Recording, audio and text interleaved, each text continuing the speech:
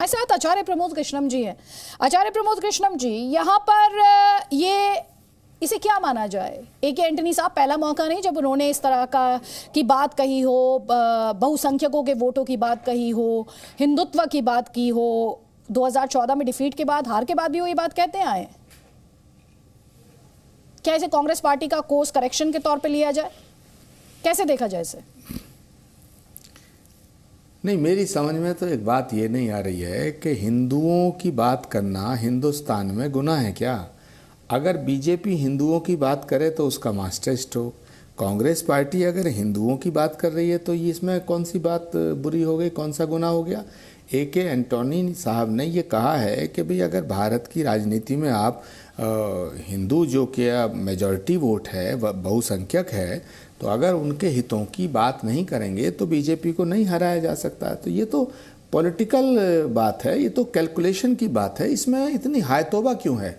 हाँ, हमने कब कहा है कि हम हिंदुओं की बात करेंगे और मुसलमानों की नहीं करेंगे?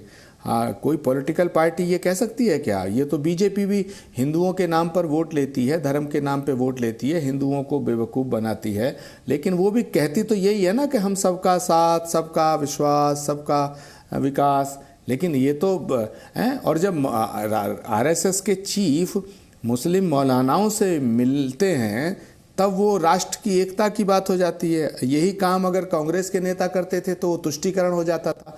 तो मेरे तो समझ में नहीं आ रहा बीजेपी को इतनी प्रॉब्लम क्या हो गई है। अगर हम लोग देश की राजनीति में 10 साल से, 8 साल से, 9 साल से बाहर हैं, देश की सत्ता बीजेपी के हाथ में है, तो ये बताए ना इन्होंने हिंदुओं के लिए ऐसा कौन सा बहुत बड़ा काम कर दिया। ये मंगल ग्रह को धरती पे ले आए क्या? चंदा को नीचे ले आए क्या? कहते तो थे चंदा मामा पे ले चलेंगे, सबको मंगल पे ले चलेंगे। कॉमन सिविल कोड ये लाए नहीं। पॉपुलेशन कंट्रोल बिल इन्होंने अभी तक नहीं इंट्रोड्यूस किया। भगवान श्री राम का जो मंदिर बन रहा है वो सुप्रीम कोर्ट के आदेश से बन रहा है। जहाँ तक भगवान श्री राम के मंदिर का भी सवाल है, वो भी ताला खुलवाया कांग्रेस ने, शिला पूजन कराया कांग्रेस ने, मियाँ मिट्ठू बन गए बीजेपी वाले। तो भाई अदिति जी, कांग्रेस एक बहुत बड़ी पार्टी है। कांग्रेस पार्टी के अंदर कई तरह के विचारों के लोग भी हैं।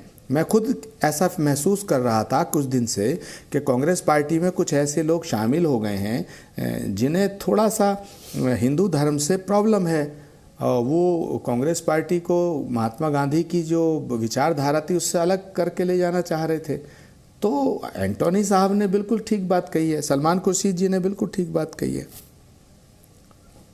नहीं तो आप अभी आपने खुद ही स्टेटमेंट्स का जिक्र किया। आपने अभी कहा कि कांग्रेस ने ताला खुलवाया, लेकिन कांग्रेस के नेताओं पर भी की बात जब की गई राम मंदिर के संदर्भ में, आंदोलन के संदर्भ में, तो कांग्रेस पार्टी के ही नेता थे जिन्होंने कहा कि राम सेतु काल्पनिक है।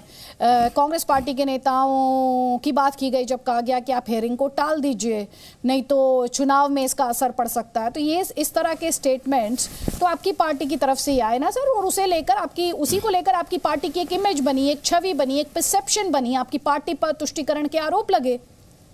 शाहबानो केस में जो हुआ उसके बाद आपकी पार्टी पर तरह तरह के आरोप लगने शुरू हो गए, जहां देश की सर्वोच्च अदालत के फैसले को बदल दिया गया पार्लियामेंट में। अदिति जी, आप बिल्कुल ठीक कह रहे हैं कि गलतियां किससे होती हैं? इंसान से ही तो होती हैं, भगवान से तो कोई गलती होती नहीं। और देश में जो लोग राजनीति करते हैं वो अपनी अपनी कोशिश करते हैं कि आज भारतीय जनता पार्टी से कोई गलती नहीं हो रही है, जब इनकी सरकार हटेगी, हमारी सरकार आएगी, तब समीक्षा करेंगे, तब एनालिसिस होगा, तब पता चलेगा ना इन्होंने कौन सा PSU किसको क्यों दिया, इन्होंने एयरपोर्ट ठेके पे कैसे दिया, रेलवे स्टेशन में क्या क्या गड़बड़ी हुई, तब पता चलेगा। पेट्रोल की कीमत क्यों बढ़े, ये कोविड घोटाला क्या था, ये सब चीज़ें बाद में पता चलती हैं। गलतियां अगर कांग्रेस पार्टी की हुई और वो अपनी गलतियों को सुधारना चाहते हैं तो इसमें तो सबको खुश होना चाहिए।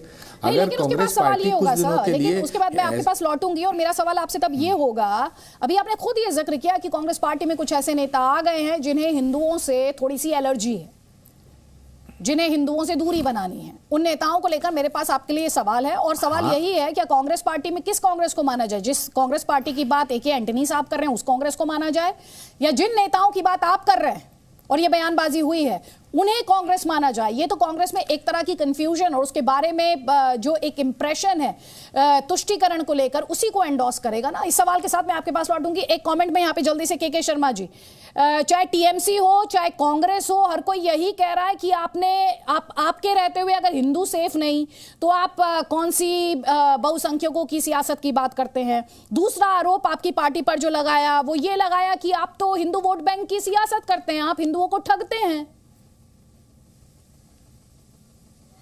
आदित्य जी, सबसे पहले तो मैं ये कह दूं कि भारतीय जनता पार्टी 135 करोड़ भारतीयों की पार्टी है। 135 करोड़ भारतीयों की पार्टी है। सभी वर्ग, सभी धर्म, सभी संप्रदाय, सभी जो भी भारत में रहते हैं, हम सभी लोगों का नेतृत्व करते हैं। और उसमें बहुसंख्यक भी हैं, अल्पसंख्यक भी हैं और सभी तरह के लोग हैं। अब रही बात कि आप यदि कोई ये कहना चाहे कि ये इनकी रक्षा नहीं, हम सबकी रक्षा भी करते हैं और सबके जो है हित की बात भी करते हैं। मैं टीएमसी के प्रवक्ता को भी सुना, कांग्रेस के भी नेता को सुना। आश्चर्य ये है कि ये अपने आप से दुख में बैठे हुए हैं। मैं कांग्रेस के प्रवक्ता का सुन रहा था, हमें जो है क्या हिंदुओं की बात करना गुनाह है? गुनाह नहीं है। आज जो प्रमोद कृष्ण जी ने कहा कि गुनाह नहीं है, आपको करना चाहिए। हम तो सबके साथ, सबका प्रयास, सबके विकास की बात करते हैं। आप इसलिए गुनाहगार हो जाते हैं क्योंकि आपके कुकर्म ऐसे हैं। आपने हिंदुओं, थोड़ा इको हो रहा है, थोड़ा आदित्य जी कह दीजिए। आपके ऐसे कर्म हैं कि जो आपको साबित करते हैं कि आप जो है एक वर्ग विशेष का तुष्टीकरण करते हैं और दूसरे वर्ग विशेष का जो है आप उसका विरोध करते हैं, उसका अहित करते रहे। ये 70 साल का इतिहास आपका ये दिखाता। और इसीलिए क्योंकि आपके जो नेता हैं, कांग्रेस के नेताओं के कर्म ऐसे रहे, इसलिए आप कितना भी कुछ करते हैं लोग उसको स्वांग ही समझते हैं, क्योंकि आपके परसेप्शन ऐसी बनी हुई है। चाहे वो राम मंदिर का मसला हो, चाहे आपके शाहबानों का प्रकरण हो, चाहे उसके बाद जो हिंदू आतंकवाद का प्रश्न हो, चाहे भगवा आतंकवाद का प्रश्न हो, ये सब के जनक तो आप ही हैं ना। ये कौन लेके आया ये शब्दकोश?